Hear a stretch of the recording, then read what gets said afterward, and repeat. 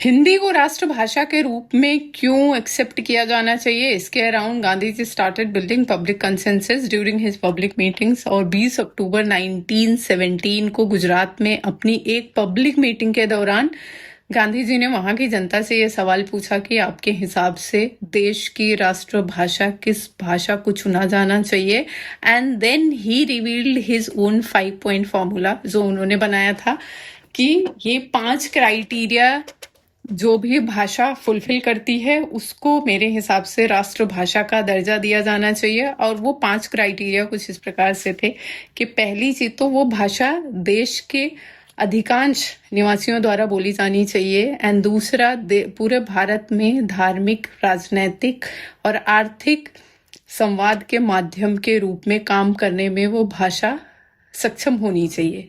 तीसरा, इस भाषा को सीखने में पूरे देश के निवासियों को आसानी होनी चाहिए। चौथा, जब इस भाषा का चुनाव किया जाना चाहिए तो किसी भी अस्थायी या क्षणिक रुचि या विचार को ध्यान में नहीं रखना चाहिए, बल्कि जो लॉन्ग टर्म विजन और इंटरेस्ट है उनको प्रायोरिटी दिया जाना चाहिए। एंड 5वां, जो सरकारी अधिकारी हैं उनको भी ये भाषा सीखने में आसान होना चाहिए।